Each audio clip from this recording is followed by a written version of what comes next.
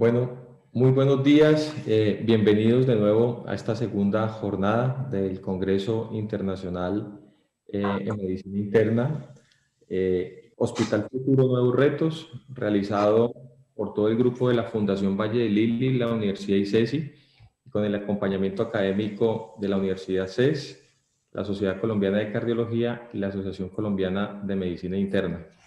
Hoy tendremos un día muy nutrido desde el punto de vista académico, diferentes tópicos en todos los ejes de las subespecialidades del mundo de la medicina interna, en el proceso de la salud y enfermedad del adulto en sus diferentes ciclos. Y quiero agradecerle a nuestros patrocinadores, que sin ellos no hubiera sido posible de alguna manera poder llevar de manera efectiva y en la cobertura que hemos logrado con este congreso. Recordarles que hay más de 9.300 o 9.400 inscritos de 32 países del mundo. Y para mí es un placer y un honor comenzar con el módulo de gastroenterología y hepatología. El día de hoy tenemos como moderadores al doctor Mauricio Sepúlveda y al doctor Sebastián Gutiérrez.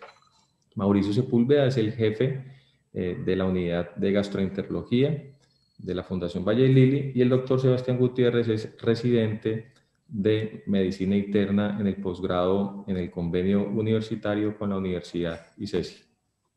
Muy buenos días, bienvenidos. Hola, buenos días, ¿cómo están todos? Bienvenidos al segundo día entonces de este Congreso de Actualización en Medicina Interna. Hoy vamos a comenzar con el módulo de gastroenterología. Me acompaña en la moderación el doctor Mauricio Sepúlveda. Y vamos a comenzar entonces con la primera charla del día a cargo del doctor Adolfo de la Hoz.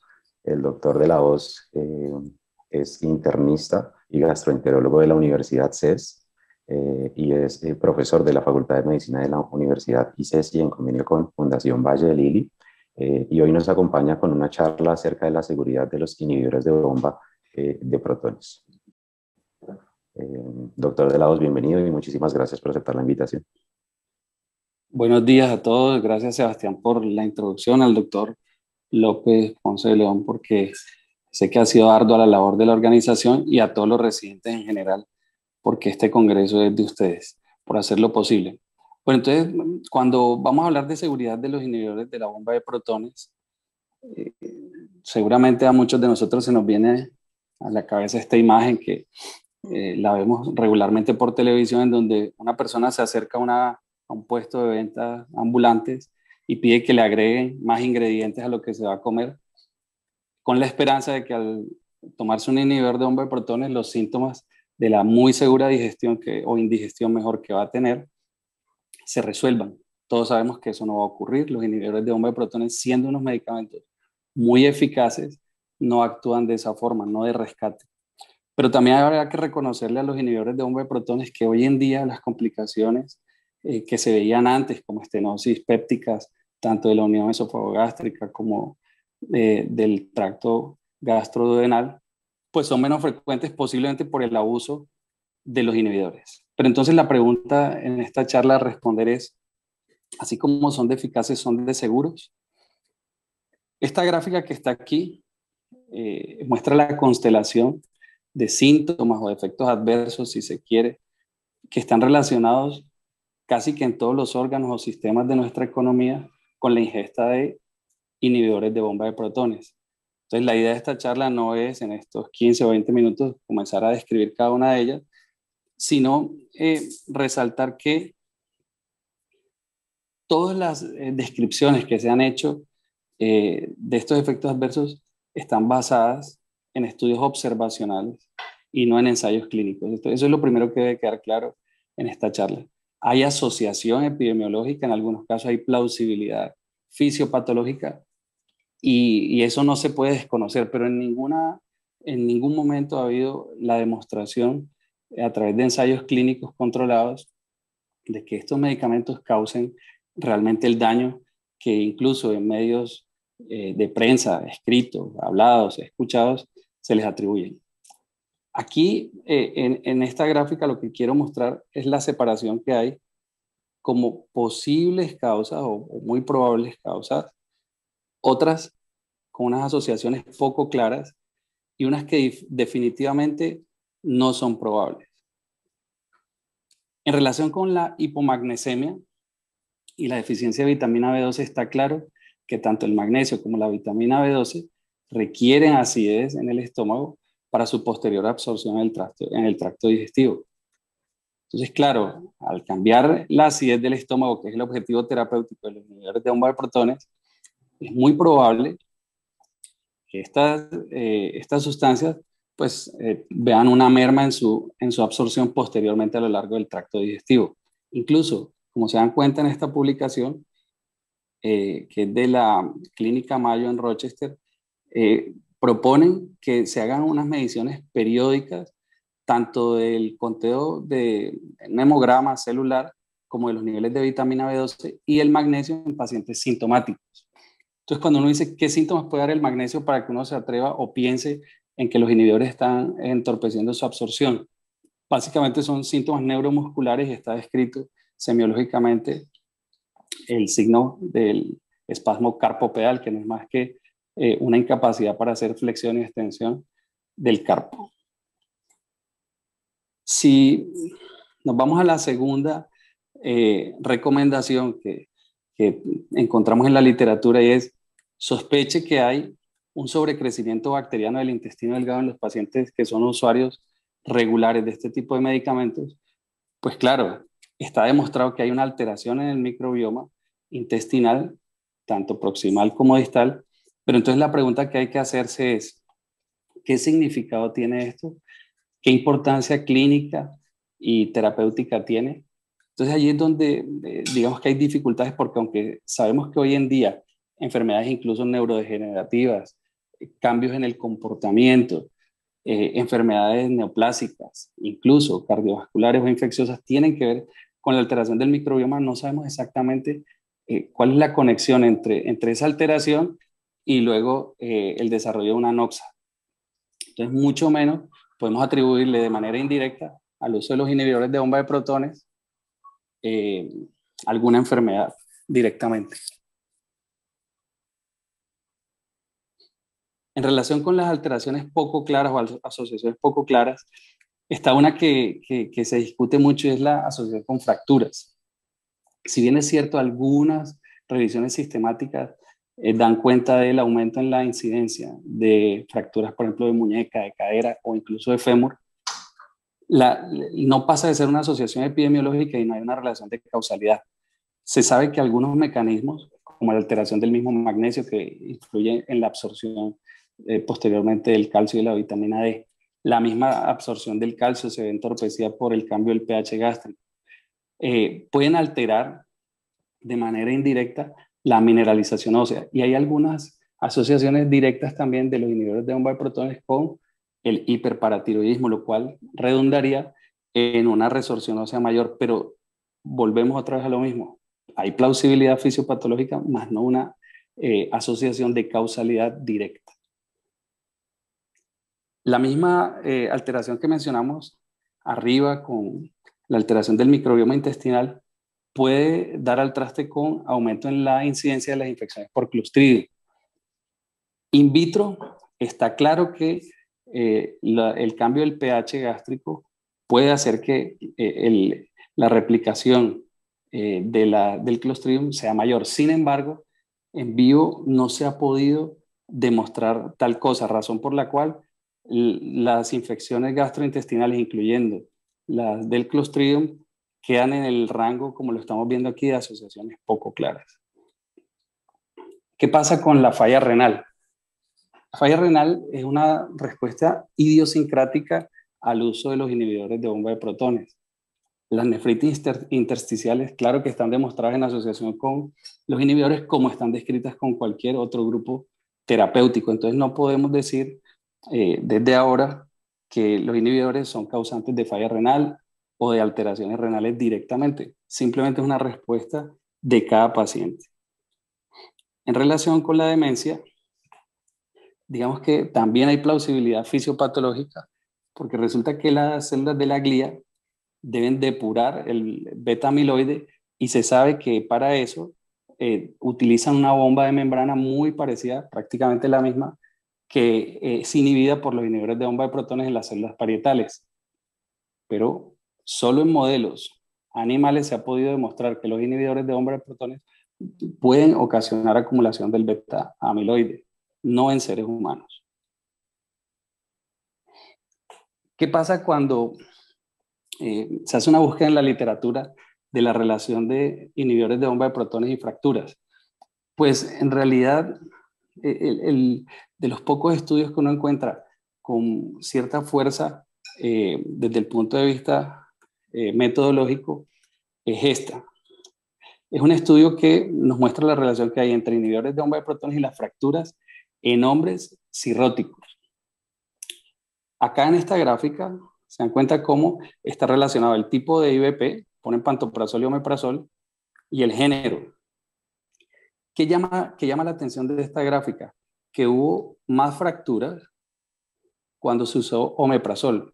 Y digamos que en la discusión del artículo se le atribuye posiblemente a su mayor metabolismo hepático, que sabemos que en un paciente obviamente con cirrosis puede estar comprometido. El pantoprazol, en cambio, tiene una pequeña diferencia con los otros 6 inhibidores de bomba de protones del mercado, y es justamente su menor metabolismo hepático. ¿Qué pasa en la relación entre el género? ¿Por qué las mujeres en este estudio mostraron menos fracturas, siendo tanto cirróticos, obviamente, hombres como mujeres? Y es posiblemente que en los mecanismos de regresión del análisis, lo que encontraron es que la fractura de la mujer es independiente del uso de inhibidores de bomba de protones, mientras que en los hombres de verdad estuvo más asociado. En las mujeres sabemos que la etapa postmenopáusica, con los cambios hormonales, alteraciones de algunas vitaminas, pueden estar relacionados o no pueden estar, de hecho, son la causa principal. Ahora, en relación con la dosis, miren cómo a medida que se va incrementando la dosis acumulada de inhibidor de bomba de protones, la incidencia de fractura en hombres cirróticos, insisto, es mayor. Entonces, digamos que, si bien es cierto, en la diapositiva anterior mencionamos que era uno de los efectos adversos que podía estar relacionado, por lo menos en este nicho de hombres cirróticos está claro que sí. Un mecanismo posible adicional al que ya mencionamos de la falta de absorción de algunos minerales y de vitaminas que tienen que ver con la mineralización ósea, es que los hombres cirróticos que consumen inhibidores de bomba de protones tienden a tener más encefalopatía que los que no lo hacen. Y esto podría ocasionar mayor riesgo de caídas por falta del equilibrio, coordinación visomotora y espacial. ¿Qué pasa con la alteración del microbioma? Como dijimos al principio, se sabe que ese cambio en el pH gástrico va a ocasionar un sobrecrecimiento bacteriano que va a terminar ocasionando alteraciones en el microbioma, posiblemente dando un sobrecrecimiento bacteriano con infecciones, como dijimos ahorita, de Clostridium, el síndrome de sobrecrecimiento bacteriano del intestino delgado, pero sobre todo esta disbiosis de aquí que puede dar indirectamente alteraciones desde el punto de vista cardiovascular y metabólico. En relación con esa última parte del cambio metabólico, este estudio quise compartirlos con ustedes porque, al igual que el de las fracturas en los hombres cirróticos, desde el punto de vista metodológico, ofrece como cosas muy interesantes. Acá están mencionados estudios que se hicieron en enfermeras y en profesionales de la salud en general. Fueron más de 10,000 personas. Y lo que vemos acá es que en la medida en que se fueron utilizando inhibidores de bomba de protones más de 2 años, la tendencia a desarrollar la enfermedad en un seguimiento a más de 10 años fue mayor. Fíjense aquí cómo cuando se juntan todos los pacientes y las revisiones de cada uno de los pacientes, está claramente la tendencia marcada a darnos como el significado de que posiblemente sí hay una mayor proporción de pacientes desarrollando la enfermedad cuando se utilizan inhibidores de bomba de protones. ¿Qué explicación puede haber para esto desde el punto de vista fisiopatológico? Posiblemente volvemos a lo mismo del microbioma. La alteración del microbioma está claro que puede ocasionar alteraciones tanto pancreáticas como hepáticas, y no solo desde el punto de vista exocrino, sino endocrino. Así que es muy probable que en años siguientes se pueda establecer una conexión, una relación más directa entre diabetes e IBPs. Todos hemos tenido esta situación en la que estamos en una consulta y cuando estamos prescribiendo el inhibidor de bomba de protones, el paciente que tenemos al frente lo primero que nos dice es, ¿esto no da cáncer? ¿Qué se sabe? Fisiopatológicamente los IBPs sí pueden ocasionar sobrecrecimiento bacteriano, como lo vimos ahorita. Puede haber, obviamente, un empeoramiento de la atrofia gástrica, porque ya estamos disminuyendo el pH, pero haciendo que se secrete menos ácido en las células parietales. Y obviamente las células enterocromafines y principalmente las que producen gastrina van a estar sobreestimuladas tratando de compensar. Sabemos que la gastrina es un factor de crecimiento epitelial.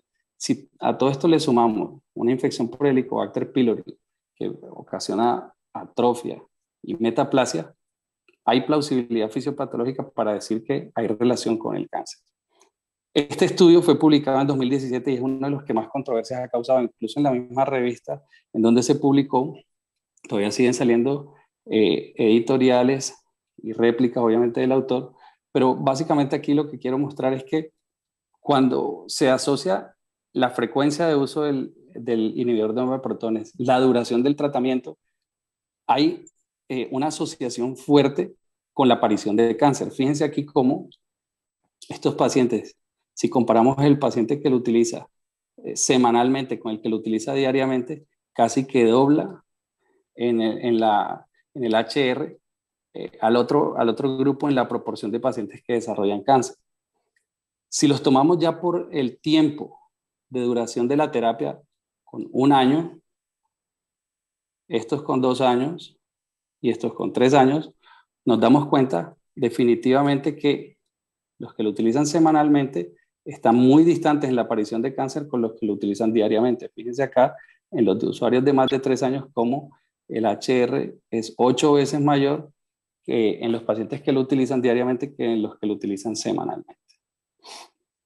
En este mismo estudio se compara entonces la relación con Helicobacter pylori y llamativamente quienes tuvieron tratamiento para Helicobacter pylori tienen una incidencia mayor, fíjense acá, en la incidencia por 10.000 personas, que aquellos que no tuvieron tratamiento para el Helicobacter pylori.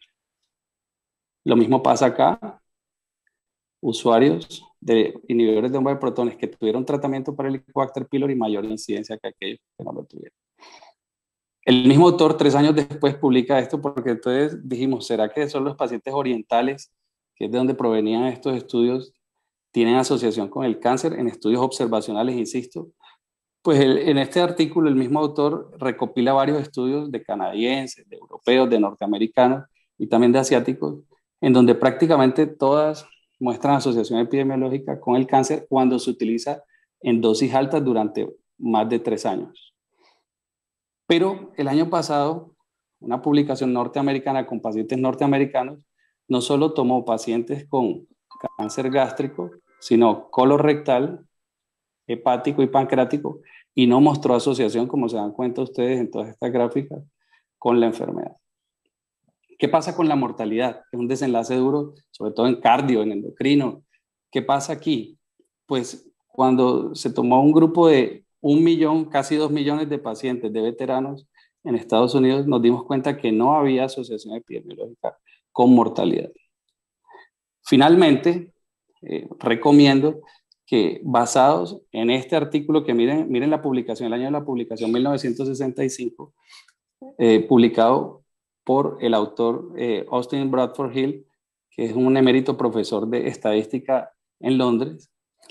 Basado en esos criterios de Hill, que son criterios cualitativos y no cuantitativos, el doctor Baesi publica este artículo que me parece sensacional y comienza a desglosar cada uno de los efectos adversos que se le atribuyen al uso de los inhibidores de bomba de protones, los reúne acá arriba y con estos criterios cualitativos dice, mire, hay asociación epidemiológica en el mejor de los casos débil, pero en ningún caso hay una relación directa de causalidad entre el uso de inhibidores de bomba de protones y la aparición de todos estos efectos adversos pues, de los que estamos hablando. Entonces, como conclusión, yo quisiera decir que los inhibidores de bomba de protones son medicamentos seguros, deben prescribirse solo cuando están indicados, y aquí aprovecho para mencionar que no se deben utilizar al final de unas órdenes médicas de pacientes hospitalizados o del paciente que va a salir de la consulta para que no le caigan mal. La causalidad es posible. Sabemos que la hipomagnesemia, la deficiencia de B12 y el sobrecrecimiento bacteriano del intestino delgado están relacionados, pero faltarían ensayos clínicos que demuestren su falta de seguridad y su relación con las enfermedades que mencionamos. Cierro con esta diapositiva, en donde recomiendo una guía canadiense publicada en 2017 con un título muy llamativo en donde nos enseñan a prescribir inhibidores de bomba de protones cuando están prescritos casi que por inercia. Así que les agradezco mucho su atención y muchas gracias de nuevo.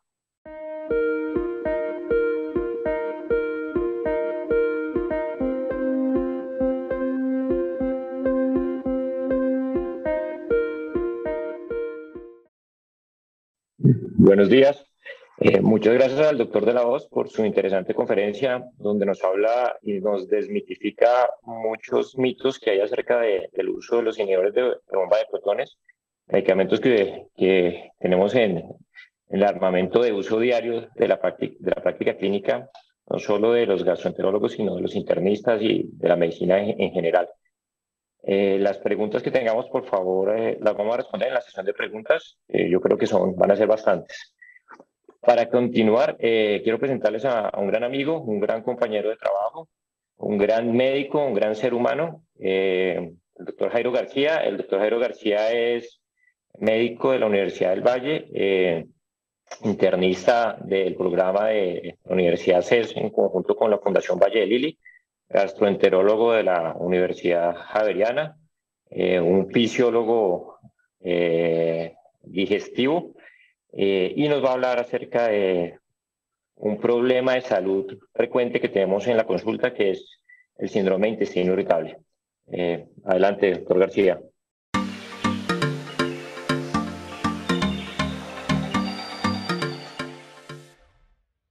Buenos días, muchas gracias a los organizadores de este congreso, al doctor Juan David y al grupo de residentes. Es para mí un gusto poder compartir con ustedes los aspectos claves para el internista del síndrome de intestino irritable. En el siglo IV a.C., Hipócrates mencionaba que todas las enfermedades tienen su origen en el intestino. Después lanzó su teoría acerca de los humores y del desbalance que las fuerzas internas de estos líquidos que circulaban en nuestro organismo producían enfermedad y cómo determinaban la personalidad de los seres humanos. Respecto al síndrome de intestino irritable, a lo largo de la historia hemos visto muchas descripciones. Creo que la primera descripción que aparece en la literatura científica es de la Gaceta Médica de Londres, por allá en el año 1849. El doctor Cummings, que era ginecólogo, describía que las entrañas se encuentran una vez constipadas y otra vez laxas en la misma persona. Y decía él, cómo la enfermedad tiene tales síntomas diferentes no pretendo explicar, haciendo referencia a que en la misma persona a veces podía estar estreñida, a veces podía estar con diarrea, y él no entendía en realidad qué era lo que sucedía, dónde era que estaba la enfermedad, cuál era la raíz de este problema. A lo largo de los años, los síntomas inexplicados del síndrome de intestino irritable han sido descritos con términos como colitis mucosa, colitis espástica, colon nervioso, colon irritable finalmente, que es la definición, el nombre que le tenemos ahorita, y más que una definición es una descripción sintomatológica. El colon irritable pertenece a los trastornos funcionales digestivos y son desórdenes con síntomas gastrointestinales crónicos recurrentes que se dan en personas jóvenes, los cuales aparecen sin causas estructurales, metabólicas, infecciosas. No hay un agente etiológico sobre el cual podamos incidir puntualmente y lograr la cura de estos síndromes.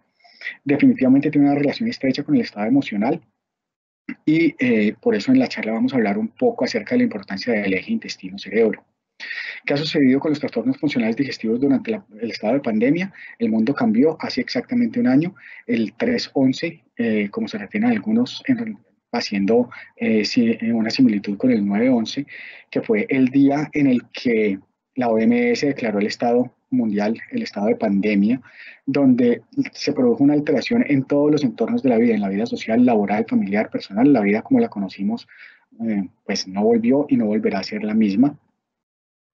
Esta es una foto tomada de una máquina dispensadora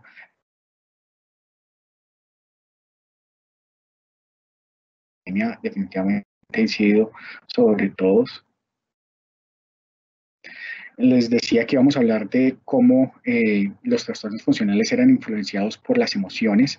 Resulta que el estrés prolongado es una respuesta maladaptativa. Todos sabemos que la respuesta del estrés agudo tiene que ver con un aumento de catecolaminas, con un aumento de glicemia, con un aumento de la frecuencia cardíaca, de la frecuencia respiratoria, del suministro de oxígeno a los tejidos, y esto es lo que nos permite a nosotros tomar las respuestas que se conocen como de pelea o huida.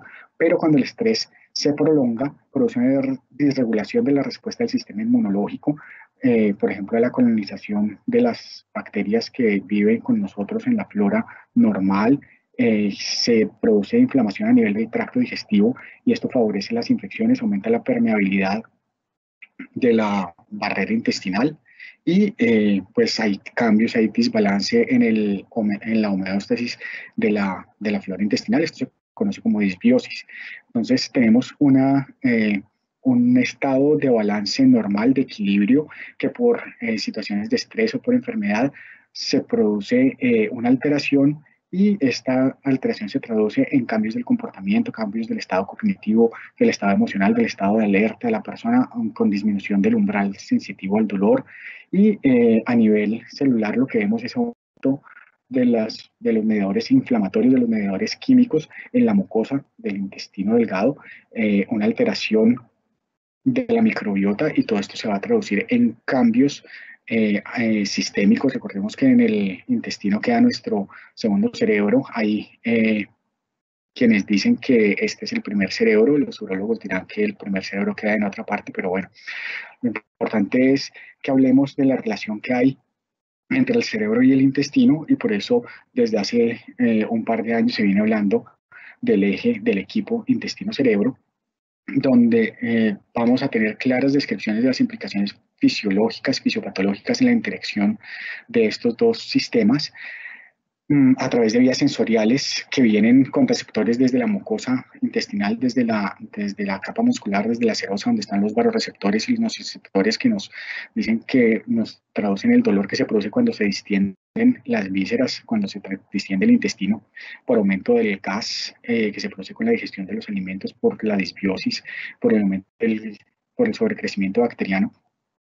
Y todo esto, todas estas sensaciones son transmitidas a nivel de los cordones posteriores de la médula espinal, llegan a los centros de relevo en el tálamo y van a estimular diferentes áreas sensoriales en la cabeza, donde se les va a dar la interpretación y la percepción de estas sensaciones. Y va a haber una retroalimentación que puede ser por vía nerviosa a través del mismo nervio vago, o a través una respuesta humoral a través del eje hipotálamo, hipófisis suprarrenales.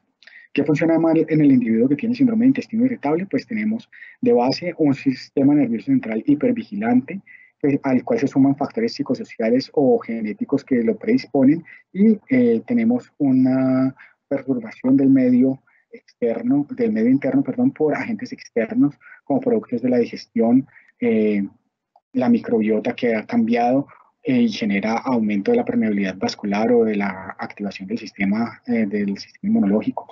Podemos tener un defecto de la motilidad, podemos tener una alteración de la alimentación, un trastorno neurológico en la percepción, una anomalía sensitiva, una interacción anómala, o, como lo están sospechando, pues todos los anteriores. Ahora, acerca de la fisiopatología mencionada, tenemos factores psicológicos predisponentes. Alrededor del 50 o más, más del 50% de los pacientes vienen con una carga emocional importante.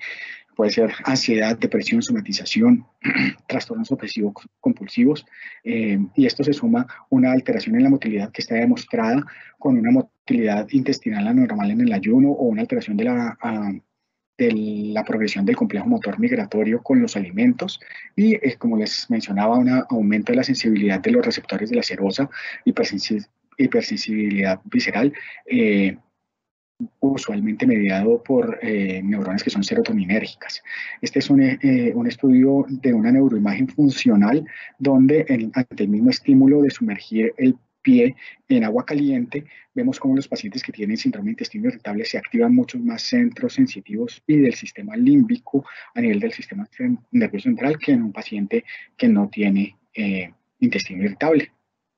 Nuevos factores fisiopatogénicos, esto ya lo hemos ido mencionando, cómo se viene estudiando cambios de la microbiota, cambios en la luz intestinal, que se traducen en el aumento de la permeabilidad del intestino y en cambios en la interacción del sistema inmunológico con estas bacterias que viven con nosotros. Y esto se traduce en aumento de la producción de gas intestinal, que nos puede llevar a cambios de la motilidad o a distensión, cambios en la sensibilidad también. Aquí vemos cómo a medida que aumenta la cantidad de bacterias por gramo de tejido en los pacientes que tienen sobrecrecimiento bacteriano, pues se aumenta la cantidad de residuo de carbohidratos que no es digerido, produciendo mayor fermentación y mayor distensibilidad, mayor distensión, perdón, de la luz intestinal de la víscera, y esto se traduce en sintomatología, en dolor.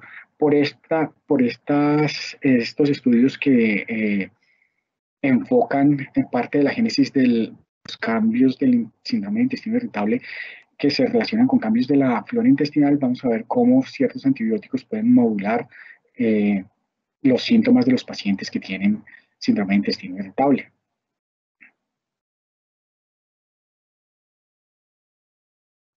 Bueno, eje cerebro-intestino-microbiota cada vez se le suma más a los factores que interactúan, pero podemos decir que cambios a nivel de la mucosa intestinal se van a traducir en todo el organismo y vamos a tener respuestas de sistemas que en teoría no deberían estar relacionados o que no les vemos una relación directa, por ejemplo, con el sistema cardiovascular, actividad inflamatoria, aumento de la actividad inflamatoria a nivel de la placa ateromatosa de las arterias coronarias, por ejemplo, o cambios de comportamiento o aumento de la resistencia periférica a la insulina.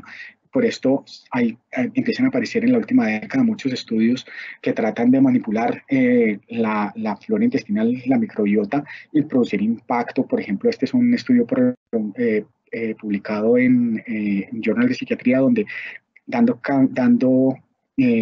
generando cambios alimentarios para manipular la microbiota, se producen cambios en el estado de ansiedad de los pacientes.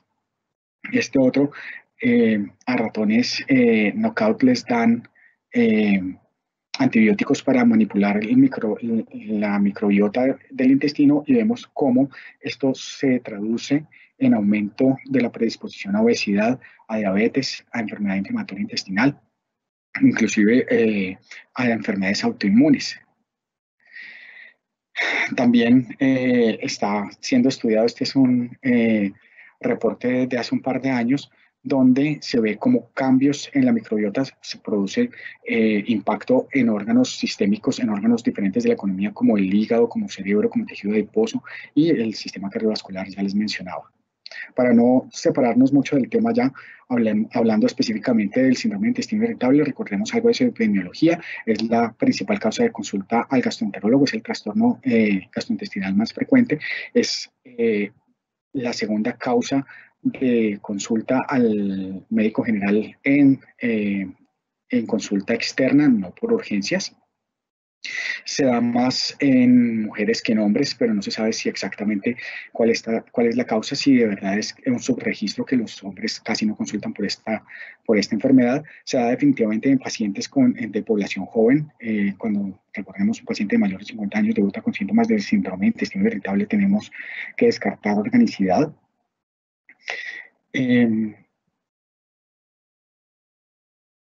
Esta entidad genera un alto costo no porque produzca un número alto de muertes, pero sí genera gran ausentismo laboral porque altera la calidad de vida de los pacientes.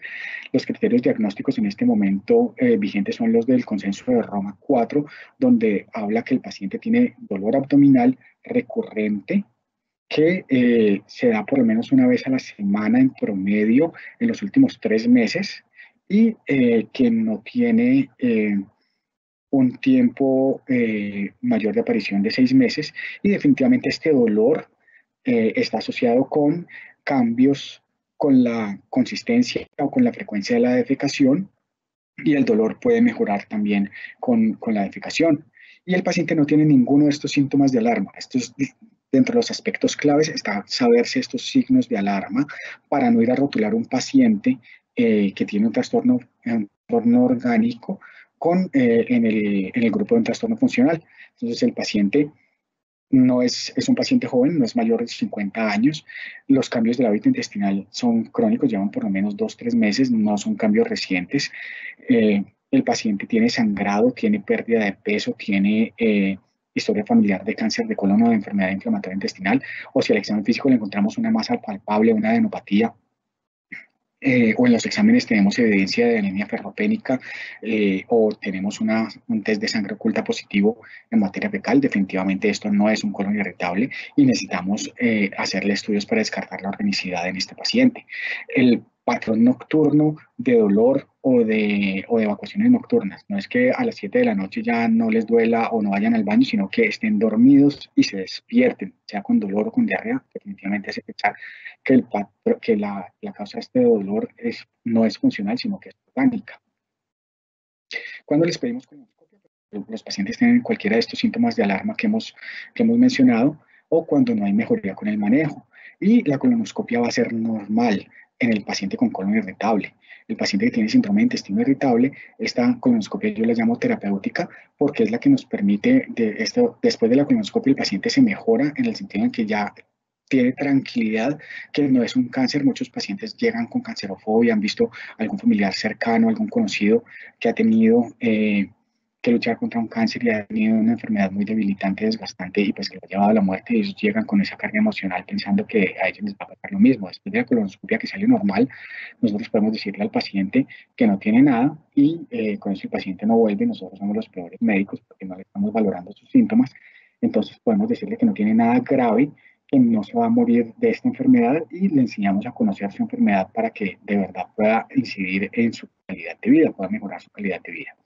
Acerca de la severidad de la sintomatología, 75% de los pacientes que tienen colon irritable tienen síntomas leves. Todos hemos tenido síntomas ocasionales que no interfieren con nuestras actividades de la vida diaria y podemos identificar fácilmente los factores desencadenantes. ¿Qué será? Que cada que como lechuga se me infla la panza, cada que como frijoles. Lo vimos todos los días en el consultorio, pero entonces le decimos, mi señora, no coma lechuga. Pero entonces no puedo volver a comer ensaladas. Bueno, en fin, esto ya lo tenemos que ir manejando con cada paciente. 20% de los pacientes tienen síntomas moderados. Estos son los pacientes que consultan en realidad porque tienen interferencia parcial con sus actividades de la vida diaria. Los síntomas son más frecuentes y en estos pacientes les vamos a dar manejo farmacológico aparte de las indicaciones de cambios del estilo de vida. El manejo farmacológico va a ir orientado hacia el síntoma predominante en el momento de la consulta. Recordemos que los síntomas del paciente que viene con sintomatología de estreñimiento puede volver en un par de días o en un par de semanas con síntomas de diarrea. Y el 5% de los pacientes tienen síntomas severos. Estos son los que tienen síntomas permanentes, son mucho más difíciles de tratar y vienen con una carga psicológica, emocional muy importante, tienen interferencia total con las actividades, y estos son los que le hacen mala fama al otro 95% de los pacientes que tienen colon irritable, que son pues de verdad los pacientes que son más difíciles de manejar. Ahora, ¿cómo vamos a hacer el manejo del síndrome de intestino irritable? Recordemos siempre, la base del manejo de este síndrome es la relación médico-paciente, que el paciente confíe en nosotros, que de verdad nosotros hagamos un ejercicio juicioso para descartar la organicidad, que este paciente no tenga un trastorno orgánico, y le vamos a enseñar que los trastornos funcionales los podemos manejar quitando los factores, modificando los factores desencadenantes, haciendo una modificación en su entorno, en su estilo de vida, en su alimentación, en el manejo de estrés, en la actividad física. Decíamos ya, los moderados van a requerir intervención farmacológica dependiendo del síntoma predominante, y en los casos severos vamos a tener que buscar apoyo también, llamada a un amigo, usualmente psiquiatra o psicólogo, para que nos dé una manito. Tratamiento no farmacológico, ya lo empezaba a mencionar, súper importante que escuchemos al paciente, que validemos su experiencia emocional, que estos pacientes vienen con muchas ideas de minusvalías, con cancerofobia, con mucha carga emocional, como les decía, y que nosotros los empoderemos en la consulta, les expliquemos que su pronóstico es bueno, definitivamente así sea una paciente que ya conozcamos desde hace mucho tiempo, que siempre que pelea con el esposo se le infla el colon, siempre tenemos que examinar al paciente. Ese es el primer examen que tenemos que hacer, el examen físico, no solo para descartar más y otras cosas, sino que recordemos que el tener el síndrome de intestino irritable no vacuna al paciente contra una apendicitis, contra una diverticulitis, contra una EPI, y entonces siempre toquemos a los pacientes, y esto nos ayuda también a acercar el vínculo de confianza y acrecentar la confianza que el paciente tiene en nosotros. Lo importante es que estos pacientes que, como les decía, vienen con ideas de minusvalía, vienen como gaticos asustados, puedan salir del consultorio empoderados para poder hacer los cambios en su entorno y mejorar su calidad de vida. Recomendaciones de alimentación: de verdad tener un estilo de vida saludable. Decimos al paciente comer sano, que es comer sano, que no tenga, que tenga un patrón regular de alimentación, que no se salte comidas, que no tenga ayunos prolongados, que reduzca la ingesta de carbohidratos, como máximo una harina con cada comida, y que siempre recuerde comer al menos una proteína en cada comida. Le decimos que coma lo que le guste, lo que no le haga daño, y obviamente pues lo que pueda comprar. En cuanto al tratamiento farmacológico, vamos a orientarnos dependiendo del síntoma que esté predominante en el momento de la consulta. Este es un metaanálisis de Cochrane donde se evalúan las medidas farmacológicas. Aquí unos tips importantes. En general, los antiespasmódicos que mejor funcionan son la trimebutina y el bromuro de pinaverio, pero pues cada paciente es diferente y cada paciente vamos a conocerlo dependiendo de su respuesta. Recordemos no utilizar antiespasmódicos tipo iosina, tipo anticolinérgicos puros para el manejo crónico del dolor. Los anticolinérgicos son muy buenos para el dolor agudo, para el espasmo de vísceras huecas, pero a largo plazo recordemos que producen alteración en la motilidad intestinal. Aquí hay una revisión del 2019 en la Revista Colombiana de Gastroenterología, donde se revisa uno a uno el efecto de los antiespasmódicos a nivel del síndrome de intestino irritable. Muy buena, está la referencia, se la recomiendo. Cuando predomina dolor, nos vamos a apoyar en antiespasmódicos, usualmente los que tengo aquí citados. Cuando predomina estreñimiento, nos funcionan antiespasmódicos, laxantes como el protiliricol o prokinéticos. Cuando predomina distensión, nos sirven los antiespasmódicos, los antibióticos como la rifaximina, que cada día toma más fuerza, y hay más estudios donde nos dicen que también mejora la calidad de vida a largo plazo.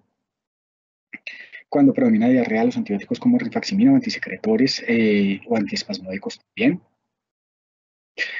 Aquí les traje la referencia de las guías de la Sociedad Colombiana de Gastroenterología, que están publicadas en el 2015, donde básicamente se hace un resumen de lo que hemos hablado, el diagnóstico de acuerdo a los síntomas, dependiendo, obviamente tenemos que descartar que el paciente no tenga los síntomas de alarma, las banderas rojas. Sabemos que esto es lo más importante que debemos hacer en nuestro ejercicio como internistas. Y dependiendo, ya una vez que hayamos descartado la enfermedad orgánica, orientamos los apoyos diagnósticos y le damos tratamiento dependiendo de los síntomas que están predominantes, si predomina diarrea, estreñimiento, dolor o distensión. Para resumir entonces, los aspectos claves para el internista: siempre descartar la organicidad y recordar que el síndrome de intestino irritable no vacuna contra otras patologías abdominales. La relación médico-paciente es fundamental para que el paciente tenga confianza, para que entienda su pronóstico, para que reduzca su nivel de estrés y para que pueda hacer cambios en su estilo de vida que impacten en su entorno y disminuyan la frecuencia y la severidad de los síntomas. Vamos a apoyarnos en los tratamientos farmacológicos según el síntoma predominante, y en los casos necesarios vamos a pedir ayuda con terapia psicológica o terapia psiquiátrica para el paciente. Decía Hipócrates también: la vida es breve, el arte es largo, la oportunidad fugaz, la experiencia engañosa y difícil de juzgar. Creo que en el síndrome de intestino irritable se conjuga muy bien aquella frase que dice que la medicina es ciencia y es arte. Espero que esta charla les haya sido de utilidad. Los dejo con este reporte de una revista española, obviamente es fake news, en el cual se habla de la correlación lineal entre la fuerza del esfínter anal y la distancia del inodoro más cercano. Muchas gracias.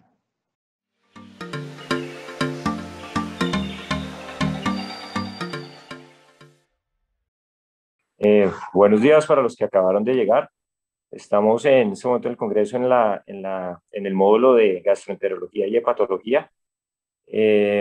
Vamos con nuestra tercera conferencia de la mañana. Las preguntas, agradezco al doctor Jairo García por la conferencia, muy completa. Definitivamente es un erudito en síndrome de intestino irritable.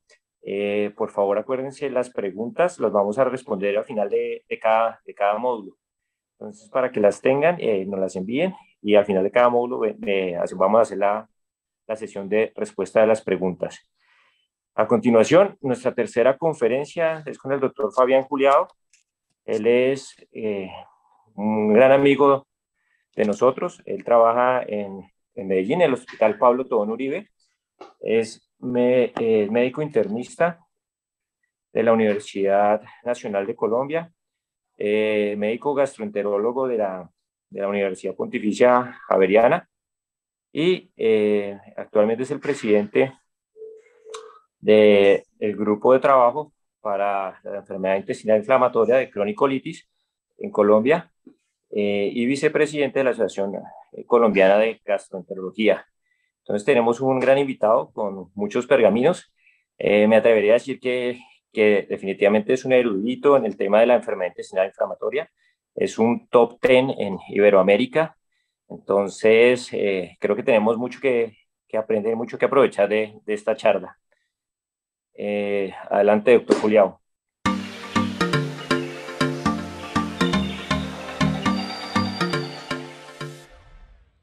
Buenos días, mi nombre es Fabián Juliao. En primer lugar, quiero dar mis agradecimientos a la Fundación Valle de Lili por invitarme a este Congreso de Actualización en Medicina Interna. Para mí es un placer estar aquí con ustedes. Para empezar, quiero decirles que la enfermedad inflamatoria intestinal es una enfermedad heterogénea que puede tener múltiples manifestaciones, tanto colónicas como de intestino delgado, como manifestaciones extraintestinales, como pueden ver aquí, una colangitis esclerosante primaria, una uveitis, un eritema nodoso, sacroileitis, úlceras orales y fístulas perianales, fístulas ileocólicas, en fin. Y miren que las manifestaciones endoscópicas son bastante diversas, tanto en Crohn como en colitis ulcerativa. Brevemente les voy a mencionar que la etiología de la enfermedad inflamatoria intestinal como tal no se sabe. Hay 4 factores que intervienen en la producción o en la formación de esta enfermedad, que son la predisposición genética, que solamente se encarga del 20% de la enfermedad, alteración en la microbiota, lo que hoy en día se llama disbiosis, alteración en el sistema inmune y factores ambientales. Se cree que en niños predomina más la predisposición genética, mientras que en pacientes adultos con enfermedad inflamatoria intestinal predominan más los factores ambientales. Nosotros en Colombia hemos hecho algunos estudios y para 2017 pudimos determinar que la prevalencia tanto de enfermedad de Crohn como colitis ulcerativa es un poco más baja, 8.9 100.000 para enfermedad de Crohn y 58 por 100.000 para colitis ulcerativa, comparado con otros países como Norteamérica, como Europa e incluso Australia.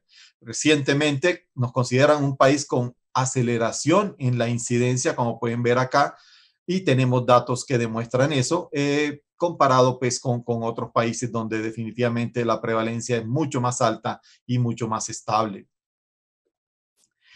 Recientemente publicamos un registro nacional que participaron 17 centros del país con 2.291 pacientes con enfermedad inflamatoria intestinal y pueden ver la proporción colitis ulcerativa, enfermedad de Crohn o la razón de 4:1, o sea, por cada 4 pacientes con colitis ulcerativa hay un paciente con enfermedad de Crohn.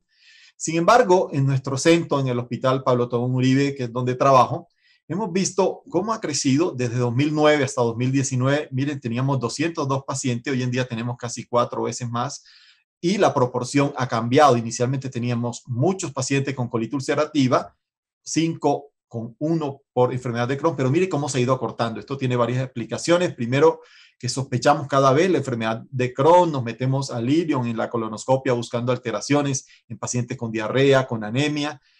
También tenemos estudios como la cápsula endoscópica que previamente no teníamos, la enteroresonancia, enteroTAC y también la calprotectina fecal, lo cual pues cuando se eleva nos obliga a descartar enfermedad de Crohn no solamente en colon, sino también en intestino delgado.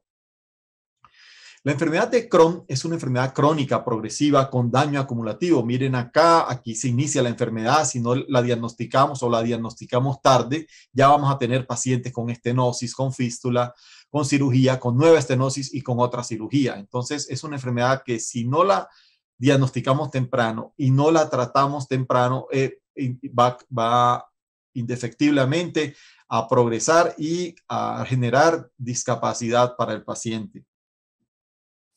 Miren, por ejemplo, el riesgo de cirugía en esta revisión sistemática para enfermedad de Crohn a 10 años de seguimiento es de 46%, o sea que casi la mitad de los pacientes con enfermedad de Crohn a 10 años ya están operados. Eso es bastante. ¿Qué pasa con colitis ulcerativa? También decíamos, no, pues la colitis ulcerativa es más leve que enfermedad de Crohn. Yo tengo pacientes con colitis ulcerativa bastante complicada, bastante severa, y también tengo pacientes con Crohn muy leve. Por lo tanto, ninguna de las dos enfermedades, a veces en su compromiso severo, es fácil de tratar. Vemos que el fenotipo cambia alrededor de una tercera parte de los pacientes con proctitis se extienden, o sea, comprometen más colon izquierdo, colitis extensa. Lo mismo pasa con colitis izquierda. 10 años la tasa de recaída es casi que de un 67 a un 83%, o sea, la gran mayoría de pacientes recaen. Más de la mitad se hospitalizan a 10 años. La tasa de colectomía es de 8.5 a 11%, o sea, 10%. De pacientes con colitis ulcerativa a los 10 años, 1 de cada 10 pacientes ya no tiene el colon, lo cual la hace una enfermedad bastante complicada. Y a 20 años puede alcanzar hasta un 20%.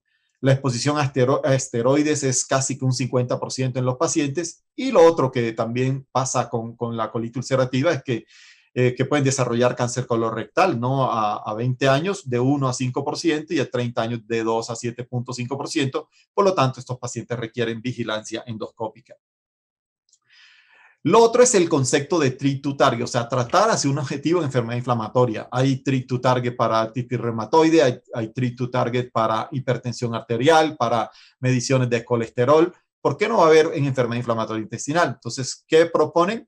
Básicamente, la idea es que a los 3 meses después de que tú empieces un tratamiento para enfermedad inflamatoria intestinal, el paciente no tenga sangrado rectal, no tenga dolor abdominal y su hábito intestinal sea normal. Esto es lo que llamamos remisión clínica.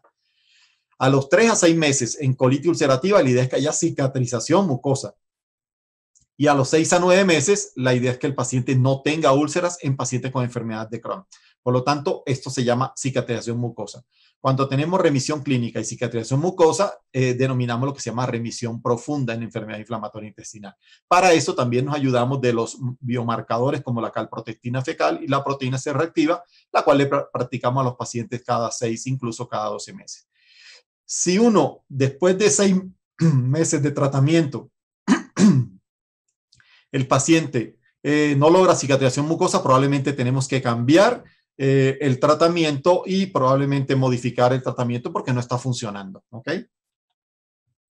Vamos a enfocar primero a lo que es el tratamiento de la enfermedad de Crohn. Y siempre le sugiero yo a mis residentes, lo primero que tienen que hacer es clasificar la enfermedad de Crohn. Y para eso utilizamos la clasificación de Montreal. Lo primero es la edad al diagnóstico, menor de 16 años, de 17 a 40 años, mayor de 40 años. El objetivo de la edad es que los pacientes, mientras menos edad, más severos son y peor pronóstico tienen.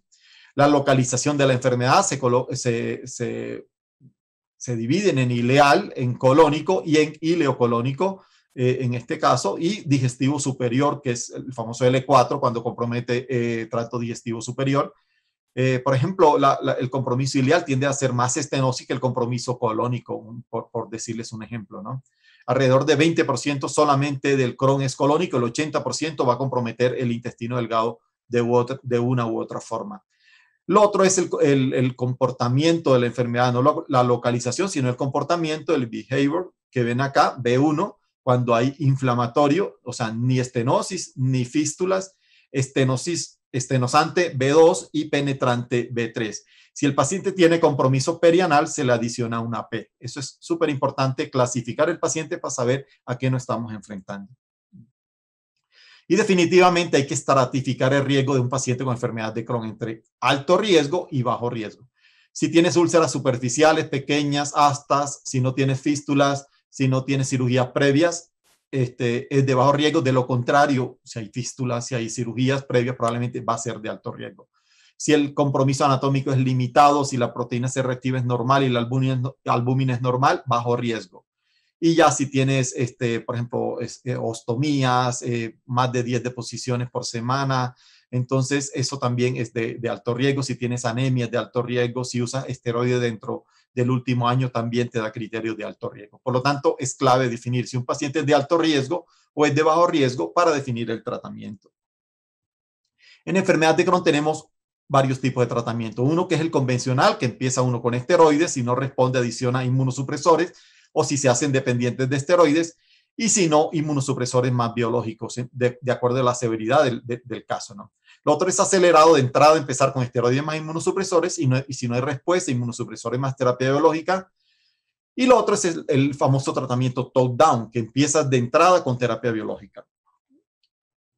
Para pacientes para inducción de remisión de pacientes con enfermedad de Crohn leve a moderado, definitivamente mesalazina, o sea, los 5 ASAs no funcionan. Funciona budesonida 15 a 18 miligramos por día, comparado con placebo, como pueden ver acá en esta revisión sistemática, o 9 miligramos al día, que es la dosis que más usamos en pacientes, sobre todo cuando tienen compromiso ileocolónico y compromiso de colon derecho, ¿no? Utilizamos la budesonida de liberación ileal.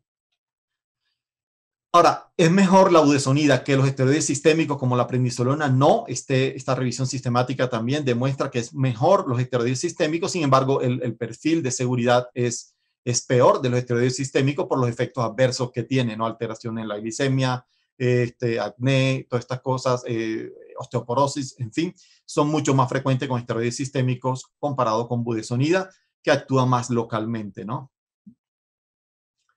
Lo otro que usamos también es la satioprina. La satioprina nunca para inducir remisión, así como los esteroides tampoco se pueden dejar de mantenimiento. La satioprina la utilizamos para mantenimiento de remisión en un paciente que ya lograste inducir remisión con enfermedad de Crohn. Clave las dosis, siempre usen dosis por encima de 2 miligramos por kilo día. Una tableta al día de 50 miligramos no sirve para nada. Y miren acá que es mucho mejor usar estas dosis en esta revisión de Cochrane de hace algunos años. Y por último, para enfermedad de Crohn tenemos las terapias biológicas o las pequeñas moléculas que no son terapia biológica, como vamos a ver ahorita. En cuanto a terapia biológica, en nuestro país contamos con infliximab, que es un anti-TNF. También tenemos adalimumab, certolizumab, los 3 aprobados para enfermedad de Crohn. Tenemos vedolizumab, que es un inhibidor de alfa-4 beta-7 integrinas, también para enfermedad de Crohn aprobado. Y recientemente la FDA aprobó ustekinumab para enfermedad de Crohn, que es un inhibidor de la interleuquina 12-23, inhibe la subunidad P40, como pueden ver acá. Esta revisión sistemática nos resume un poco y la utilizamos mucho en las guías colombianas que se publicaron en diciembre del año pasado en la revista colombiana de gastroenterología, que los invito a leer. Nos va a simplificar mucho cuando la evidencia en cuanto a usar de primera línea o segunda línea un biológico. Entonces tenemos que para inducir remisión como primera línea podemos usar infliximab, funciona, adalimumab funciona, certolizumab un poco menos, como pueden ver acá, y vedolizumab funciona para primera línea en pacientes con enfermedad de Crohn. Para pacientes ya expuestos, o sea, que ya recibieron un anti-TNF y no respondieron o perdieron respuesta, lo ideal no es usar vedolizumab. Miren que no responde como segunda línea, eso hay que tenerlo en cuenta, pero sí responde el ustekinumab que recientemente les mostré y el adalimumab en estos pacientes, si no lo usaste de primera línea. Por lo tanto, ustekinumab es una muy buena opción en pacientes que ya perdieron respuesta o no respondieron primariamente a un anti-TNF, ¿ok? Para mantenimiento de remisión, pues si te respondió el paciente a inducción con estos biológicos, pues lo vas a continuar mantenimiento con infliximab, funciona, adalimumab también, certolizumab también, vedolizumab, acá también vemos que funciona, y ustekinumab también funciona para mantenimiento de remisión. La pregunta siempre, ¿combinamos el anti-TNF con azatioprina o lo dejamos solo? Eso solamente se ha visto que tiene ventaja en pacientes cuando se combina infliximab más azatioprina. Cuando combinas adalimumab más azatioprina, parece que no hay diferencia comparando monoterapia con adalimumab. Entonces acá pueden ver que la infliximab más azatioprina tiene mayor tasa de remisión clínica que infliximab solo en monoterapia y azatioprina solo en monoterapia. Ese es el famoso estudio SONIC, publicado hace ya más de 10 años. Este es el algoritmo de manejo de nuestra guía que publicamos en diciembre. Entonces, si tenemos, obviamente, siempre estratificamos al paciente, miramos si tiene actividad leve, le damos budesonida, sobre todo si tiene ileitis o ileocolitis. Si no, o si tiene colitis, usamos esteroides sistémicos tipo prednisolona. Si el paciente tiene actividad moderada y no tiene factores de riesgo, utilizamos esteroides sistémicos más azatioprina o metotrexate. Y definitivamente, en pacientes con actividad severa de entrada, usamos anti-TNF, ¿no? Ojo con los pacientes con enfermedad de Crohn estenosante, usamos anti-TNF, pero a veces hacemos tratamiento también quirúrgico como resección. Si la estenosis tiene más de 4 centímetros, si tiene menos de 4 centímetros, podemos hacer dilatación endoscópica. También se puede hacer plastia de la estenosis si es de 4 a 10 centímetros, o definitivamente resección quirúrgica cuando es de más de 10 centímetros. Si el paciente pierde respuesta a los anti-TNF, ya les dije, una opción es ustekinumab en estos casos. Ya como tratamiento extremo, pues ya usamos a veces, pues no tenemos experiencia, se puede usar trasplante de células madre en alguno de estos pacientes o cirugía si es posible. ¿Qué pasa del tratamiento en colitis ulcerativa? Yo siempre le digo a los residentes, siempre en un paciente que llegue a urgencia con colitis ulcerativa, lo primero que ustedes tienen que hacer es definir la actividad, y para eso tenemos el score o el marcador de True-Loff and Witts, que habla de actividad leve, menos de 4 deposiciones, moderada. A mí nunca me ha gustado moderada, para mí o es leve o es severo, y si es severo es aquel que tiene más de 6 deposiciones, pero que tiene signos de toxicidad. Taquicardia, fiebre, PCR elevada, BCG elevada o anemia. Esos pacientes definitivamente hay que hospitalizarlo. Si la actividad es leve o moderada, lo puedes mandar para la casa. Y lo otro que es clave también para definir el tratamiento es la extensión. Entonces aquí tenemos proctitis, colitis izquierda o colitis extensa. La distribución en los diferentes centros, incluso en nuestro registro nacional, es que 1/3 de cada uno es lo que predomina en estos pacientes.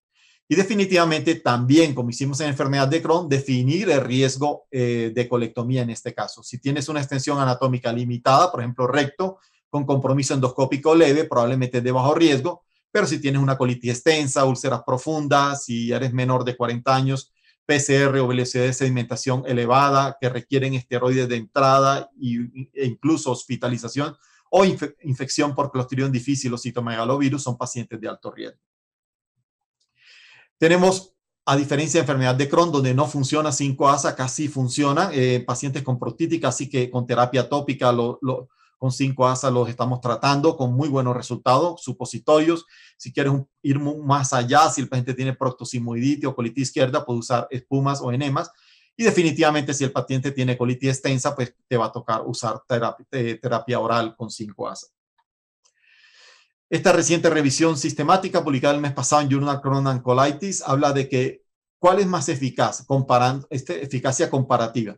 Por ejemplo, para proctitis la mesalazina tópica es la más indicada, con mayor tasa tanto de remisión clínica como endoscópica, seguido en pacientes con colitis extensa o colitis izquierda por la combinación de mesalazina oral y tópica. Esto es clave, siempre combinar estas dos terapias.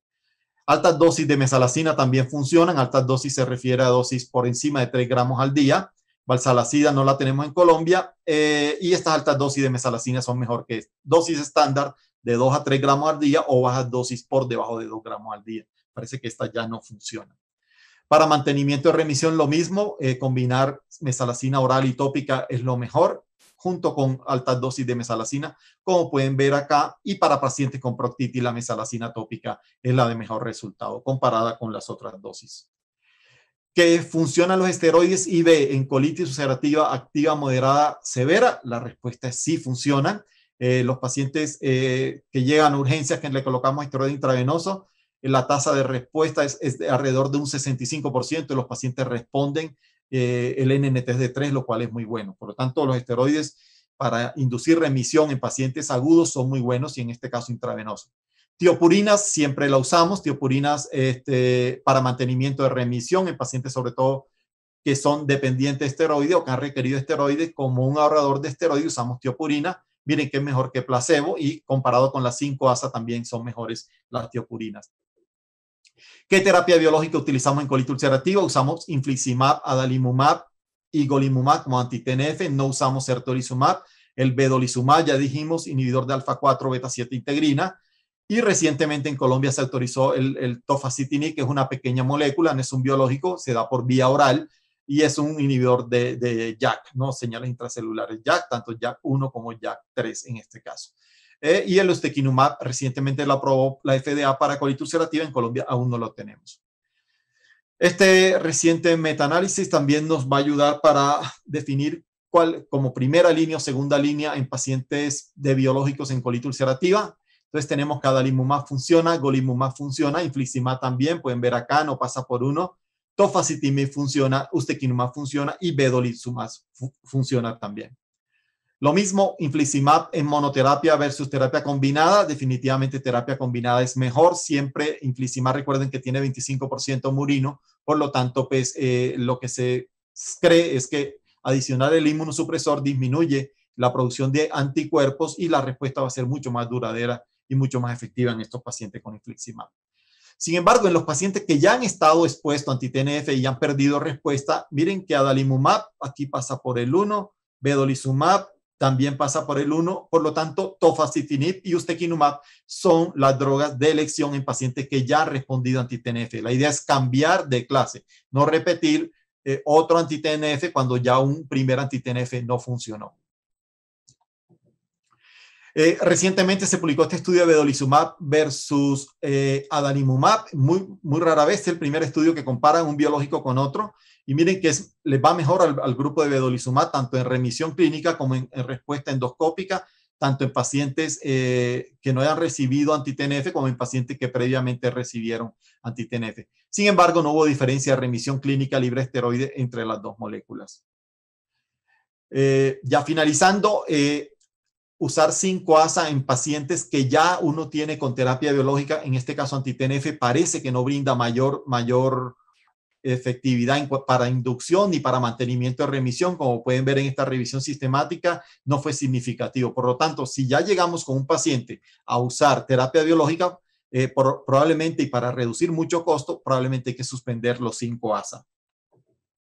Estos son los algoritmos de tratamiento que tenemos en la guía colombiana. Entonces, si un paciente actividad, ya dijimos, si tiene proctitis, probablemente con supositorio de 5-ASA funciona. Si no funciona, probablemente el paciente tenga que manejarlo como colitis ulcerativa activa moderada severa. Usamos prednisona, nunca dosis de más de 40 miligramos al día por 2 a 4 semanas. Si no hay respuesta, lo que hacemos es que ya nos pasamos a terapia biológica. En estos casos te puedes pasar a vedolizumab si la actividad es moderada, pero si es severa, yo siempre prefiero los anti-TNFs y el infliximab siempre adicionarle azatioprina. Ustekinumab todavía no lo tenemos aprobado en Colombia, pero es una opción.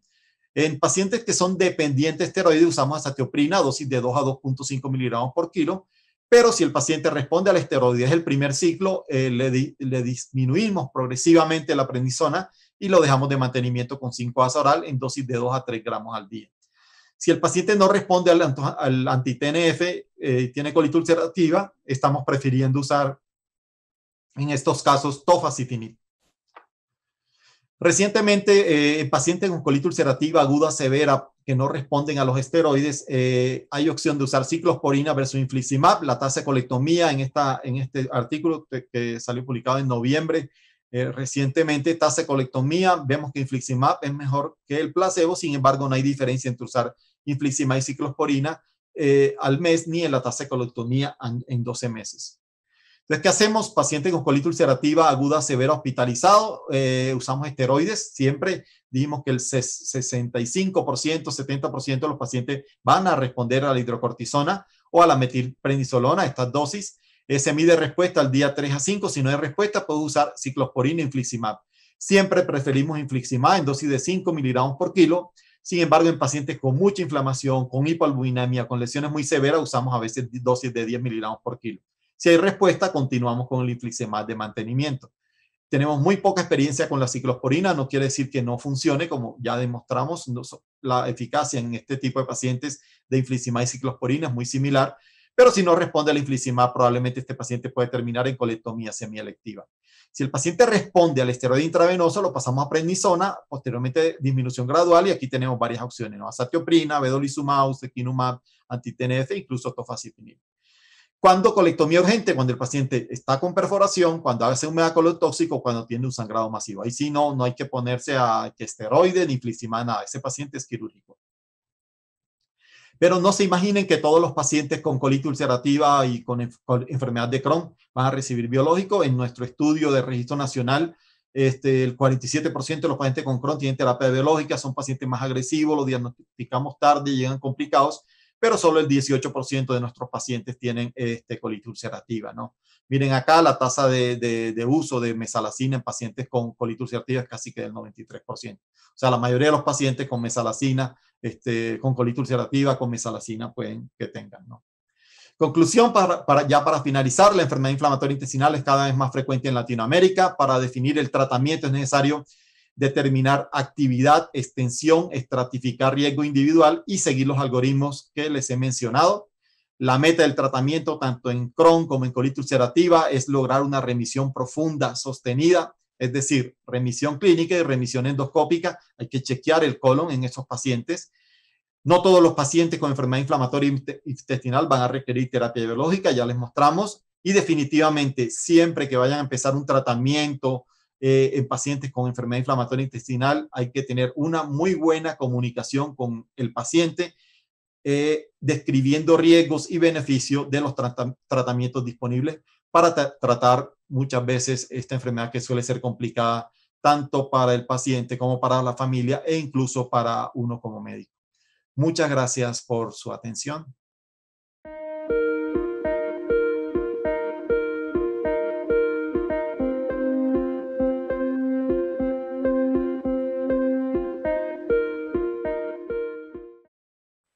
Bueno, muchísimas gracias entonces al doctor Juliao por su excelente charla, por aclararnos tantos conceptos respecto a la enfermedad inflamatoria intestinal.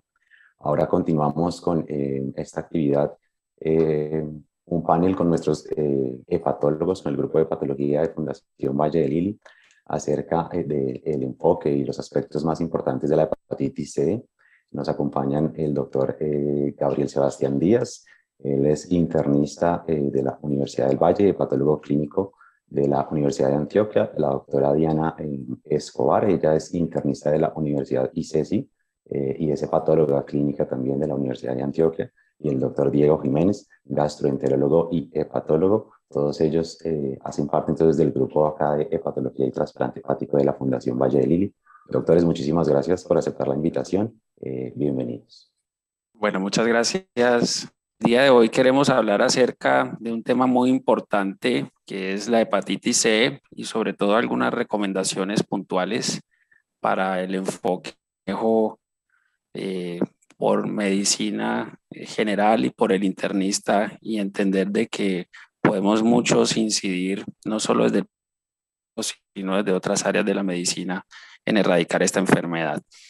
Este es el contenido de la charla. Vamos a hablar acerca de la importancia, cuál es el curso y las complicaciones. Debemos tamizar cómo se hace el diagnóstico, por qué debemos tratar, qué debemos saber antes del tratamiento, con qué tratar, en qué estamos en Colombia y algunas hepatitis C.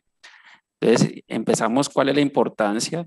Estos son los datos a nivel mundial, los últimos datos reportados por la Organización de la Salud para el 2017, donde se estima una prevalencia de aproximadamente 71 millones de personas virémicas a nivel mundial. El panorama es preocupante cuando vemos que la mortalidad por hepatitis C ha venido en aumento, a diferencia de otras o de mortalidad por otras enfermedades infecciosas, las cuales vienen en descenso, por ejemplo, tuberculosis, HIV o malaria.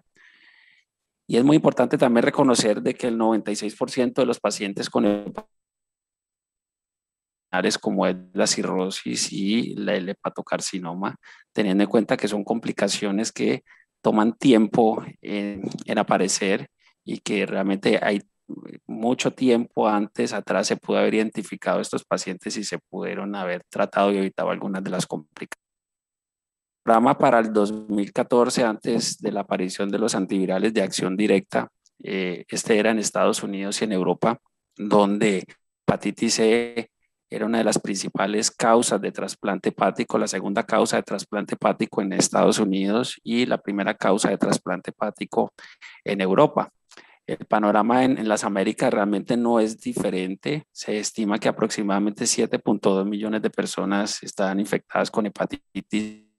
Latinoamérica, 4 millones de personas infectadas, y preocupante aún ver cómo un pequeño porcentaje de estos pacientes era diagnosticados, los estimados, y un pequeño porcentaje o un más pequeño porcentaje de los pacientes podían ingresar a un tratamiento. En Colombia el panorama no es diferente, realmente no tenemos datos claros poblacionales de hepatitis C en nuestro país, pero se estima, estos son datos del Observatorio Polaris, de que aproximadamente un 0.8% de la población tiene infección por hepatitis C, que eso equivaldría más o menos a 400.000 personas. Y preocupa más es que menos del 10% los estaríamos diagnosticando y menos del 1% de los pacientes han sido tratados para hepatitis C.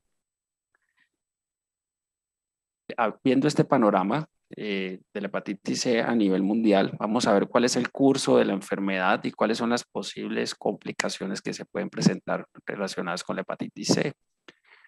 Sabemos que la hepatitis C tiene una presentación que puede ser aguda o crónica. De los pacientes que se infectan, aproximadamente entre el 55 y el 85% de los pacientes desarrollan hepatitis crónica, y de estos pacientes 30% en el tiempo, después de 10 o 20 años, pueden desarrollar cirrosis, y los pacientes con cirrosis tienen una prevalencia o una aparición, anual de hepatocarcinoma que incluso puede ir hasta el 8% por año.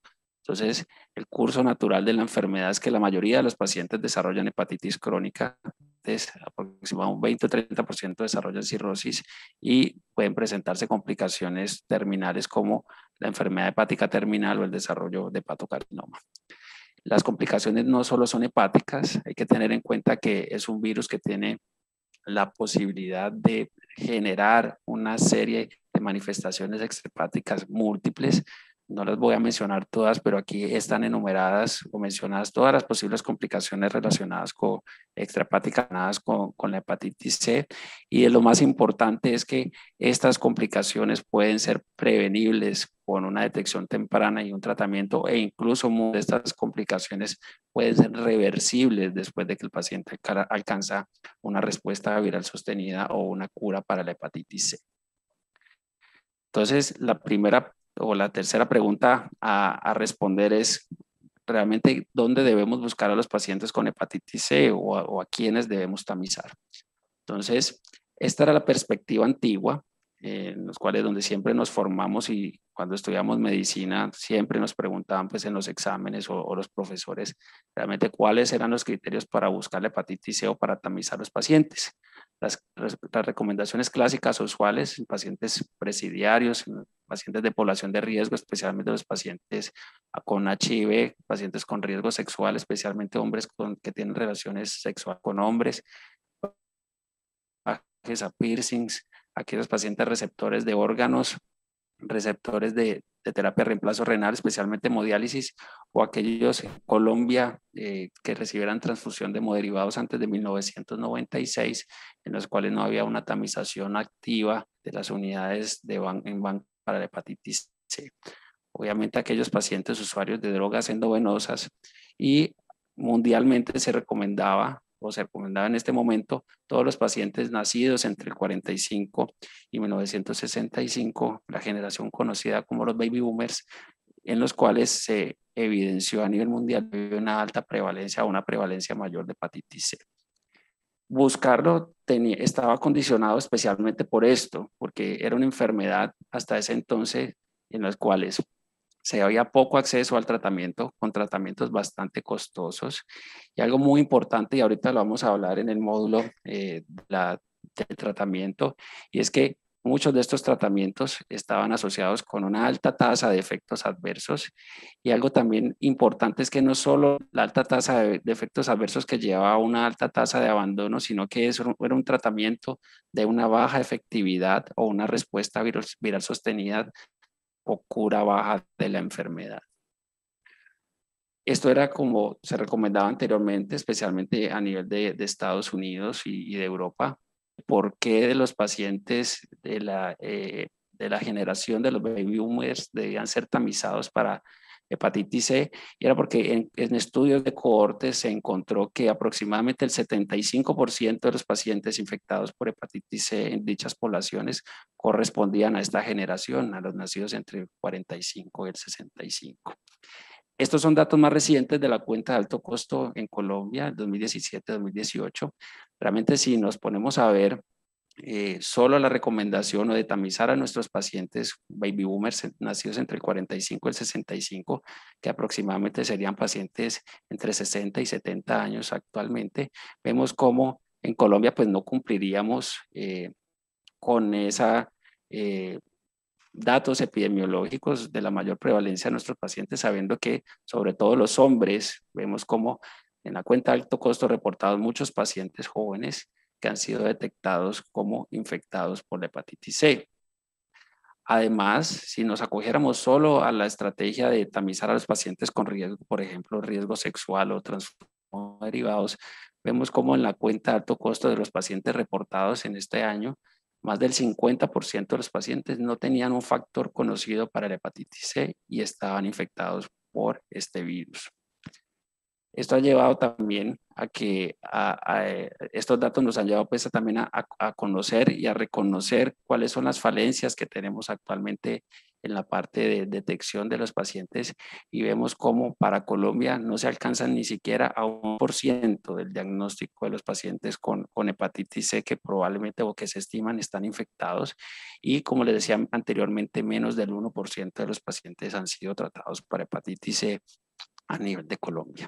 Entonces, este era el panorama, lo que le mencioné anteriormente, el panorama previo, donde debíamos buscar los pacientes, pero ese panorama realmente ha venido cambiando, sobre todo con la nueva o la llegada de los nuevos tratamientos antivirales que permiten cura de la enfermedad, y una de las recomendaciones actuales es que todos los pacientes mayores de 18 años, todos los pacientes adultos deberían ser tamizados en algún momento de la vida para la hepatitis C, ya que es una enfermedad potencialmente curable y erradicable, e incluso aprovechar consultas como por ejemplo las personas o las pacientes embarazadas, que sabemos que se garantiza en la mayoría un acceso al tratamiento médico o al seguimiento médico. Se deberían aprovechar este tipo de consultas o de accesos al servicio de salud y pensar siempre y tener siempre a la hepatitis C como una posibilidad en los pacientes, ya que el tratamiento ha cambiado, ya hay más accesibilidad a los tratamientos, los costos realmente han bajado comparado con los tratamientos anteriores. Los tratamientos nuevos están relacionados con menos efectos adversos, con una baja tasa de abandono y con una alta tasa de efectividad o viral sostenida. Entonces, una de las primeras o los primeros mensajes que traemos en este panel es que realmente deberíamos buscar activamente la hepatitis C, y especialmente todos los pacientes mayores de 18 años deberían ser tamizados alguna vez en la vida para hepatitis C, sobre todo si tienen algún factor de riesgo. Hablando de otro tópico, ¿cómo se hace el diagnóstico de la hepatitis C? Realmente este es el algoritmo que todos conocemos y es un algoritmo que realmente es muy fácil. Aquel paciente tamizamos inicialmente con la prueba de anticuerpos contra hepatitis C. En aquel paciente que no tenga anticuerpos o que sean anticuerpos negativos, pues la posibilidad de que tenga hepatitis C es baja, a menos de que tenga una infección aguda reciente, en la cual si se tiene la sospecha del paciente se debería repetir la prueba de anticuerpos semanas después. En aquel paciente que tenga una prueba positiva de anticuerpos, pues ese paciente debe ir a una prueba confirmatoria. Recuerden que los anticuerpos para hepatitis C no son confirmatorios de la enfermedad, solo dan respuesta de que el paciente está confirmatoria como es carga viral. Aquel paciente que tenga la carga viral negativa, pues es de la prueba de anticuerpos, o el paciente fue tratado o se curó o tuvo suelta con anterioridad. La viral es positiva, pues es con una confirmación de la infección y el paciente para tratamiento. Hablando de otro tema importante es por tratar a los pacientes y porque es importante erradicar la hepatitis C. El panorama ha cambiado bastante posterior a la aparición de los antivirales de acción directa, y estos son datos de uno de los estudios más grandes que se han hecho en pacientes con hepatitis C, los cuales se demostró que el tratar a los pacientes y alcanzar una respuesta viral sostenida, cuando hablamos de respuesta viral sostenida hablamos de curación, y eso se evalúa con una carga viral 12 semanas después de haber terminado el tratamiento antiviral. Vemos cómo el paciente curado tiene una mayor posibilidad o tiene un menor riesgo de mortalidad, hasta un 84% de reducción en todas las causas de mortalidad, hasta un 79% de reducción en el riesgo de desarrollar hepatocinoma e incluso hasta el 90% de reducción en el riesgo de requerir un trasplante hepático. Incluso posterior a la aparición de los nuevos antivirales de acción directa, vemos, esta era una parte de la gráfica que les mostraba anteriormente, vemos cómo el panorama cambiara de los antivirales de acción directa, cómo el trasplante hepático en Estados Unidos por hepatitis C como indicación ha venido cayendo, y también se ha demostrado lo mismo en las cohortes de Europa, como ya no es una de las principales causas de trasplante hepático en el mundo. Los beneficios son amplios de la curación, lo que les describía anteriormente: disminución de la incidencia de cirrosis, disminución de la incidencia de complicaciones extrahepáticas, está relacionado con una disminución incluso del gradiente de presión venosa portal, con disminución de todas las complicaciones relacionadas con hipertensión portal, y muy importante, regresión de la fibrosis y regresión de la mortalidad en los pacientes. Y algo muy importante es esto, es que los beneficios de la respuesta viral sostenida son mayores si detectamos más tempranamente a los pacientes y si los tratamos más tempranamente. Lo importante es detectar tempranamente a los pacientes para poder ofrecerles cura de la enfermedad y prevenir la progresión de la enfermedad. Como que los pacientes en hepatitis crónica son los que más se benefician de la respuesta viral sostenida o de curar la enfermedad. Entonces, hablando ya de la importancia del tratamiento, vamos a hablar de qué debemos saber antes de tratar a los pacientes. Antes de esto, pues debemos conocer el virus.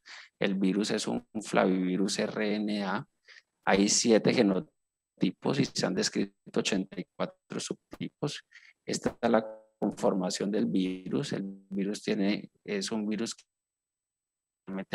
para la envoltura, la nucleocápside, y tiene unas proteínas no estructurales de su inglés NS que básicamente conforman el complejo de las proteínas transmembranas. Tienen una proteasa viral, tiene unos cofactores para la replicación y tienen además un complejo de ensamble y una polimerasa viral. El virus entra al hepatocito, sobre todo por la membrana vasolateral. Es un virus que no se replica en el núcleo, sino que está a nivel de retículo endoplásmico. Y aquí, contra estas proteínas no estructurales del virus, es donde se han desarrollado los nuevos antivirales de acción directa, que los vamos a hablar más adelante.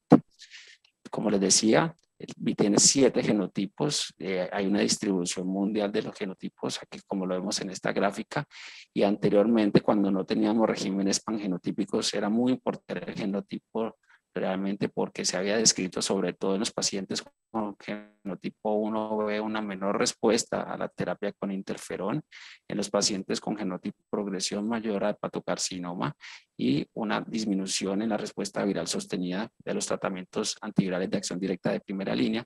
Y muy importante también que el genotipo 4 era mucho más prevalente de pacientes con enfermedad con HIV. En Colombia, los datos de genotipo, uno de los principales son los datos expuestos por el doctor Santos en el 2017, en los cuales era una distribución muy parecida a nivel mundial, con una prevalencia del 89% de genotipo 1, especialmente de genotipo 1B. Y estos son los datos de la cuenta de alto costo del 2018, donde sigue siendo el genotipo 1 el más prevalente con el 73%, siendo de estos el 56% el genotipo 1B, pero también vemos que tenemos un porcentaje importante de pacientes con genotipo 4, casi un 20%, probablemente muchos de estos asociados también a coinfecciones con el virus del VIH. vemos como muy pocos pacientes con genotipo 5 y muy pocos pacientes con genotipo 6. El tratamiento para la hepatitis C ha evolucionado en el tiempo y este era el panorama al cual nos exponíamos para el 2019. Realmente un partido muy difícil de ganar, cuesta arriba contra el virus, especialmente porque para ese entonces el tratamiento estándar o de elección era el interferón con ribavirina, en los cuales la tasa de curación era solo hasta el 55%, casi que un cara y sello. Entonces el virus nos estaba ganando la batalla.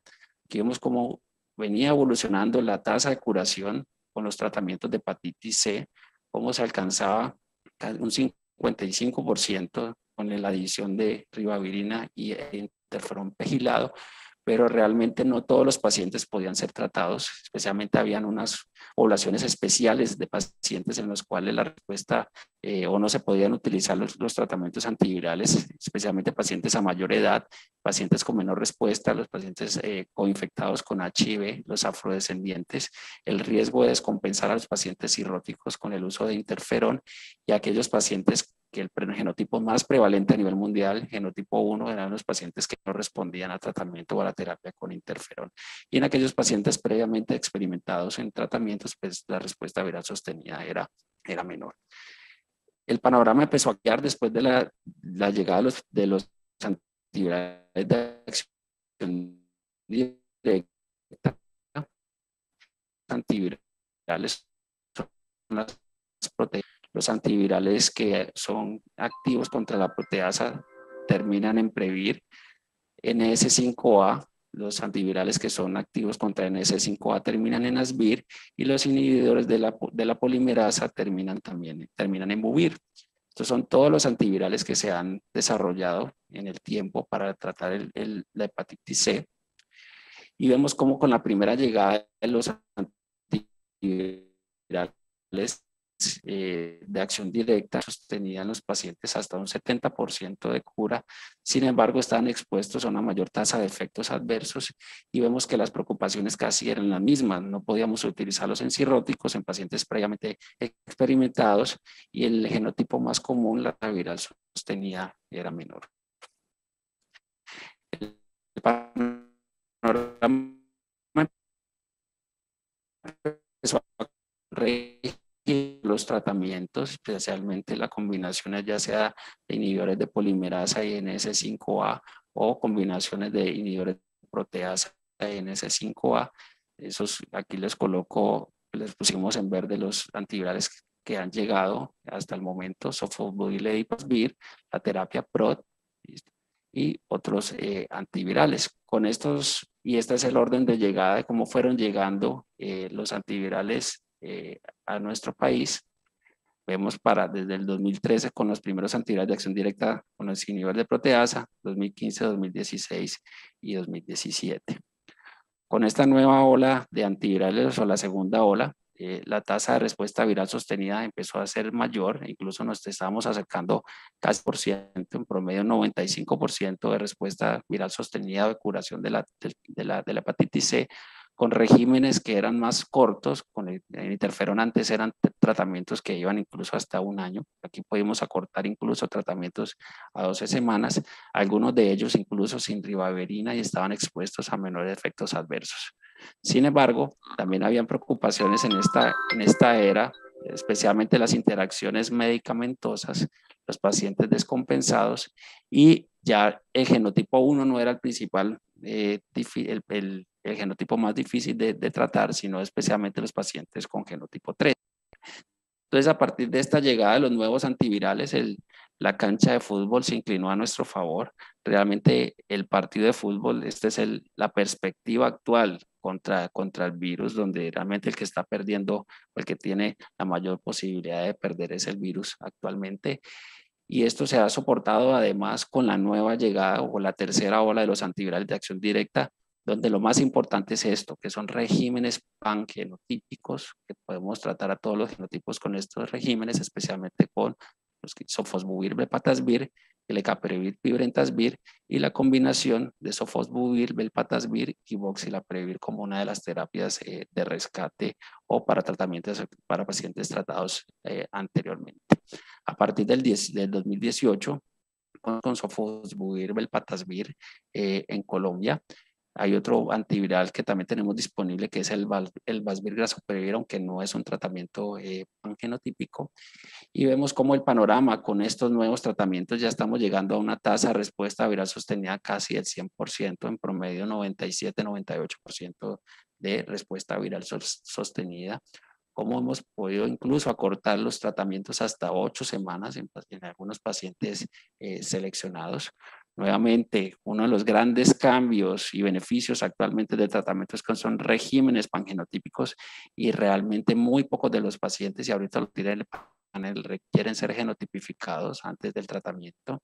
Realmente ya es muy raro usar ribavirina en los pacientes, solo en algunos pacientes seleccionados. Y algo muy importante es la baja tasa de efectos adversos con la que están relacionados estos antivirales. Entonces, todas las preocupaciones que teníamos antes con el tratamiento con interferón, con la primera ola de acción de antiviral de acción directa, con la segunda ola, realmente fueron superadas todas estas. Y ahorita la principal preocupación o reto que tenemos es el acceso universal a la terapia antiviral para poder erradicar la hepatitis C. Y uno de los pacientes que han fallado o que han sido expuestos especialmente a la terapia de medicamentos de NS5A son como los grupos más en los cuales puede haber una disminución de la respuesta viral sostenida. Entonces, viendo esto, antes de tratar a un paciente, tenemos que tener en cuenta algo. Preguntarnos, ¿realmente es necesario el genotipo? En este momento, en Colombia, no es necesario genotipificar a los pacientes previo al inicio de la terapia antiviral.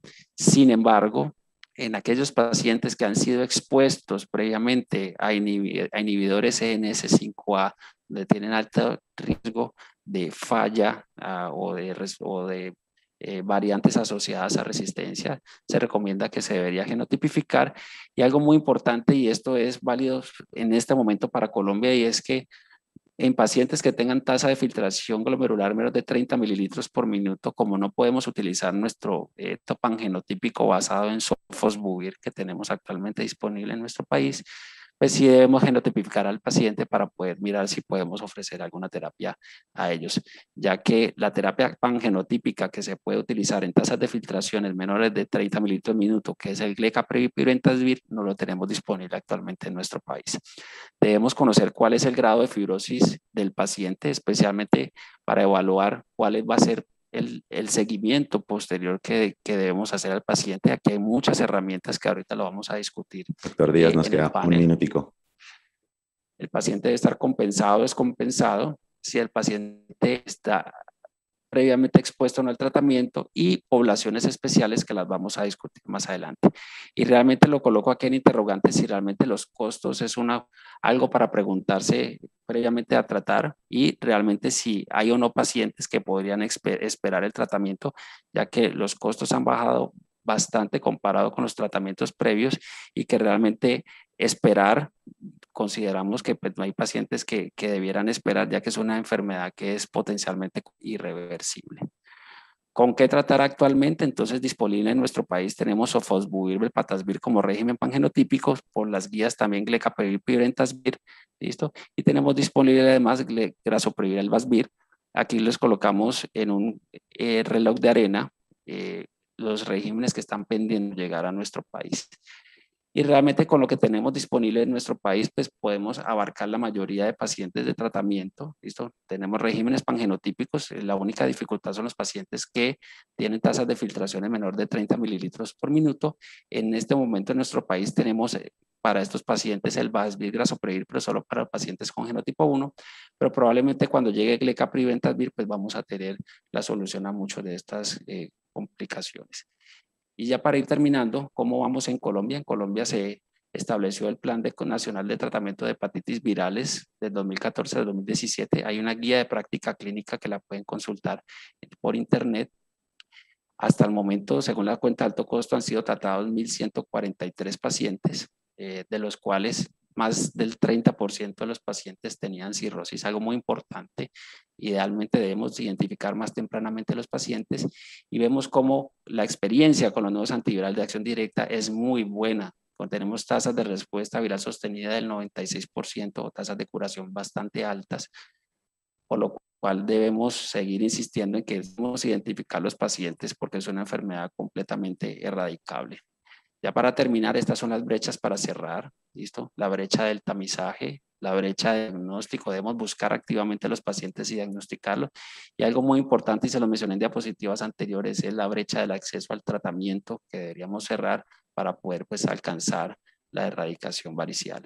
Y este es el mensaje principal que tenemos para todos, y es que debemos encontrar los miles de pacientes que nos faltan, porque es hora de diagnosticar, de tratar y especialmente de curar a los pacientes. Muchas gracias y damos paso entonces a... Sebastián, muchas gracias. En honor al tiempo, yo quiero hacerle dos preguntas a la doctora Diana Marcela. ¿Qué mensaje le quieres dejar a los médicos de Latinoamérica de medicina de atención primaria y de medicina interna en cuanto a la hepatitis C? Y la segunda es, ¿qué mensaje le dejarías a los residentes de medicina interna que nos están viendo en Iberoamérica en cuanto a esta patología? Y después de eso voy con dos preguntas para el doctor Jiménez, que las prepara el doctor Joan Sebastián. Hola, buenas tardes, buenos días. El mensaje más importante, y yo creo que es el centro, de todo, después de todo lo que hablamos, del tratamiento, de a quiénes tratar, es que primero tenemos que encontrar esas brechas, tenemos que diagnosticar la hepatitis C, y esto es una invitación a todos para que hagamos búsqueda activa, no solamente en los pacientes que hemos considerado históricamente que tienen un factor de riesgo para hepatitis C, sino en todos, porque como ya lo mostró el doctor Sebastián, más de la mitad de los pacientes no tienen un factor conocido. Entonces, una invitación a que tamicemos hepatitis C, a que hagamos búsqueda activa de esos millones de personas que faltan. Recuerden que el hígado pues no duele. Entonces, es difícil para nosotros tener que diagnosticar y tratar, y una vez ya el paciente ha presentado una complicación como la cirrosis. Ya cuando, aunque hay mucho beneficio, ya el beneficio no es tan claro como cuando tratamos pacientes con, pues, sin cirrosis, sin complicaciones. Entonces, bueno, nuevamente una invitación para que busquemos a los millones faltantes, y recuerden que la hepatitis C tiene tratamiento y tiene cura, se puede curar. Y una de las políticas de la Organización Mundial de Salud es lograr la eliminación de la hepatitis C para el 2033, y todos somos parte de esa política. Gracias, doctor. Muchas gracias. Doctor Diego Jiménez, para hacer el cierre, de pronto, ¿cuál es el estado actual de la hepatitis C en Latinoamérica y cuál es el estado actual en nuestro país? Y un mensaje para todos los médicos de Latinoamérica. Gracias, Juan. Pues realmente Latinoamérica, como mencionaba Sebastián, es un foco que desafortunadamente está subdiagnosticado y obviamente subtratado. Entonces el problema de nuestra Latinoamérica es básicamente el no diagnóstico temprano y el no diagnóstico nunca del paciente, y si no se diagnostica pues nunca tendrá acceso. Entonces, como decía Diana y Sebastián, la parte clave es lograr encontrar a esos pacientes no diagnosticados para poderlos tratar y evitar las complicaciones futuras de ello. En Latinoamérica y en Colombia es un panorama similar. Como decía, hay que tratar de olvidar los paradigmas previos que solamente tamizábamos gente con factores de riesgo. Ahora tenemos que tamizar a todo mundo para lograr llegar un día a esa curación. El segundo problema de pronto en Latinoamérica es el acceso a los medicamentos por los costos que tienen estos. Sin embargo, como decía Sebastián, también ha mejorado notablemente y eso nos permite acercarnos al tratamiento. Yo creo que la orientación es buscar a los pacientes activamente, darles tratamiento. Son tratamientos ahora muy sencillos, muy simplificados, que pueden ser dados por médicos internistas sin ningún problema en su mayoría, y tratar de hacerlo tempranamente para evitar complicaciones futuras como es hepatocarcinoma y trasplante hepático. Doctora Diana, ¿le tiene una pregunta al doctor Diego Jiménez? Y en este nuevo, pues en este plan de panel que me parece súper interesante y enriquecedor, yo quisiera que el doctor Jiménez, que lleva pues mucho tiempo tratando y viendo pacientes con hepatitis C, ¿qué piensa de tratar los pacientes con cirrosis descompensada? ¿Qué hacer con que ya tienen una cirrosis, que han tenido complicaciones de hipertensión portal por hepatitis C? Pues es un grupo muy importante de pacientes a tratar. ¿Cuál es la recomendación? La recomendación es que deben tratarse los pacientes con cirrosis descompensada, no debe hacerse pues en sitios donde no haya un acceso a trasplante y que sean experimentados en ello, pero se sabe que los pacientes que son descompensados, un porcentaje importante de ellos lograrán evitar el trasplante y complicaciones mayores. O sea, que hay que intentar tratarlos con regímenes un poco diferentes, pero es una opción importante para lograr evitar mayores complicaciones e incluso el trasplante. Así hay que hacerlo, Janita. Tengo otra pregunta para que discute el panel, muy pequeña, es qué tan importante y con qué medios recomiendan ustedes, pues en su experiencia, pues en la experiencia que hemos tenido acá, pero que es importante para los internistas, hacer la cuantificación de la fibrosis antes del tratamiento y qué connotaciones tiene esto para el largo plazo. Sí, digamos que en todos los países que van para trasplante deben ser estudiados previamente para saber el estadio de su enfermedad. Uno de esos parámetros es ver el grado de fibrosis, que nos habla obviamente de la enfermedad hepática, y puede ser evaluado por varios métodos. La elastografía en sus diferentes modalidades, la más estudiada y la recomendada con mayor evidencia, la elastografía hepática transicional, que es el FibroScan, pero también podemos hacer pruebas más sencillas, simplemente con parámetros para calcular el FIB4 o el APRI. Entonces, todos los pacientes deben ser evaluados para la fibrosis. Realmente la elastografía es la que yo considero debe ser más utilizada, es la transicional, que es el FibroScan, pero otras pueden tener algún papel menos preponderante por la evidencia de los estudios. ¿Qué piensas, Sebas?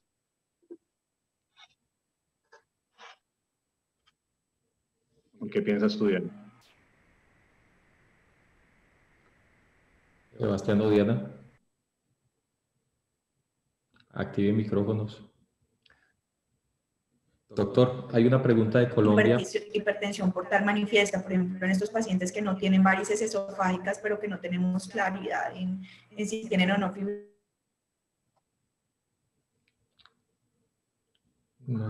¿Perdón? No, es que no tienes buen audio, doctora.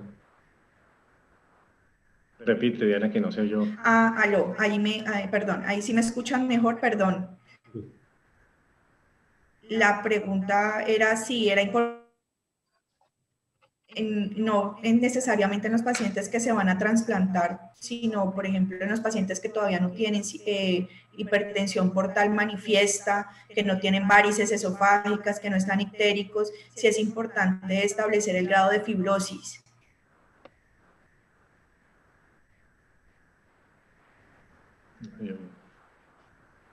Bueno, yo creo que una última pregunta para Sebastián, para la doctora Diana, para el doctor Jiménez. Preguntan aquí, no se oyó. ¿Dónde pueden encontrar las guías de hepatitis C en Colombia? Y damos por terminado el panel. Vale, las guías las pueden encontrar pues en la página del Ministerio de Protección Social. Y también están disponibles en la página de la Asociación Colombiana de Hepatología.